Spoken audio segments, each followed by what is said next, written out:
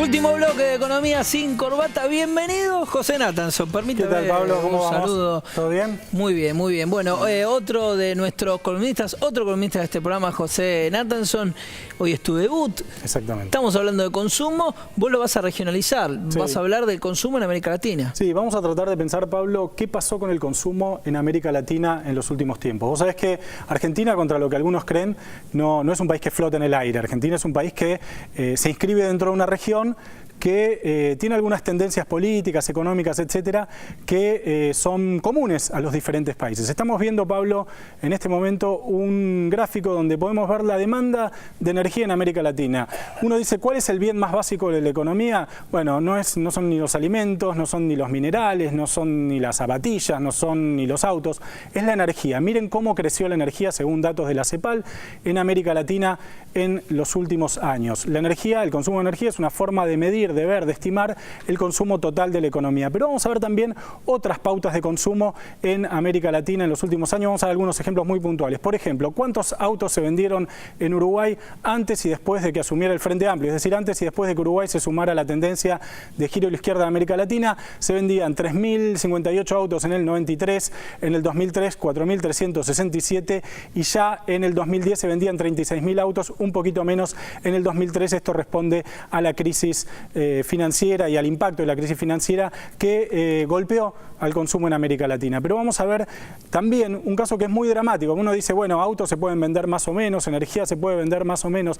Vamos a ver cuántos alimentos consume y consumía una persona en Bolivia, un boliviano, antes y después de la llegada al poder de Evo Morales. En el 2005, cuando Evo llegó al gobierno, un boliviano consumía 27 litros de leche al año. Hoy, ¿cuántos consume? 55,3. Vamos a ver cuántos huevos consumía un boliviano cuando Evo llegó al gobierno. 105 huevos al año per cápita, hoy 164. ¿Y cuántos kilos de carne vacuna consumía una persona en Bolivia? 18,6 antes, insisto, de la llegada al poder de Evo. 20,5 estamos viendo ahí la vaquita azul cuando Evo llegó al gobierno. Esto implica que el consumo, y eso es lo que tratábamos de ilustrar con estos datos, no solo tiene que ver con bienes suntuarios, o con bienes de consumo, o con bienes de trabajo, sino que también tiene que ver con algo tan dramático como cuántos alimentos come una persona. En este caso en Bolivia, usamos el ejemplo de Bolivia porque es obviamente el país más pobre de Sudamérica, uno de los pobres de América Latina y donde el aumento del consumo de alimentos fue más significativo. Pero claro, Pablo, vos sabés que cualquier aumento en el consumo genera lo que podríamos llamar crisis de crecimiento, y ese es un tema que me parece que hay que empezar a abordar cuando uno habla de consumo en América Latina. ¿Qué es lo que pasa? Que cuando se consume más, cuando hay más trabajo, cuando hay más gente en la calle, cuando hay más demanda, uno se empieza a encontrar con otros problemas. Por ejemplo, ¿cuál es la velocidad promedio de un ómnibus en San Pablo hoy?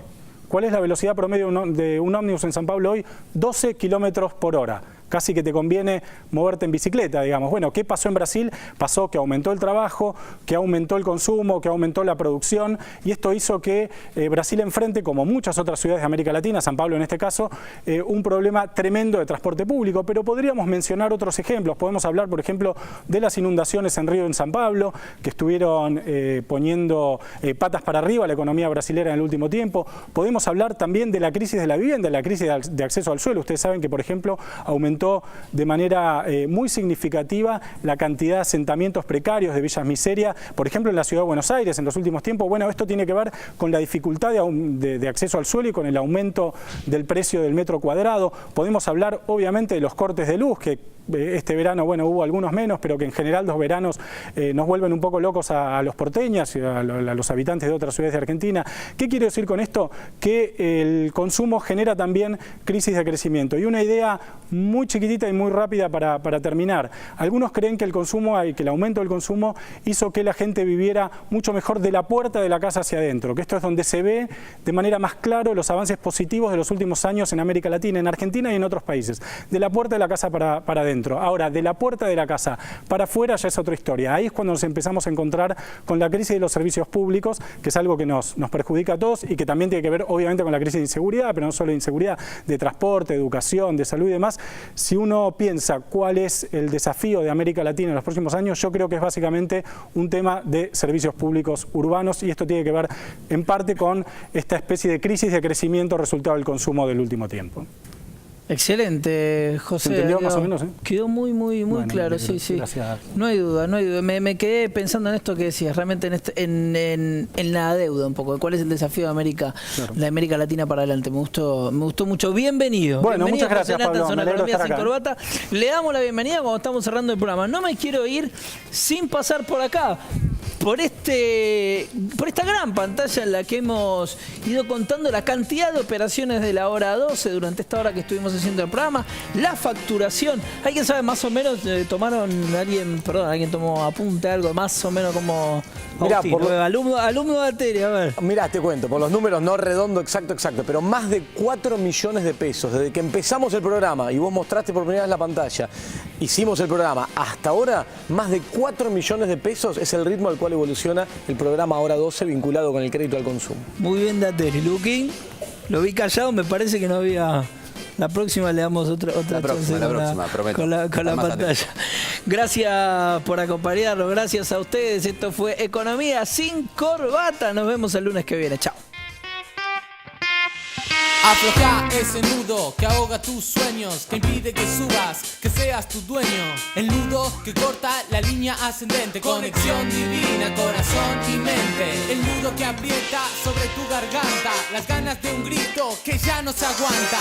El nudo que asfixia a los pueblos del sur, recetas malditas que apagan la luz.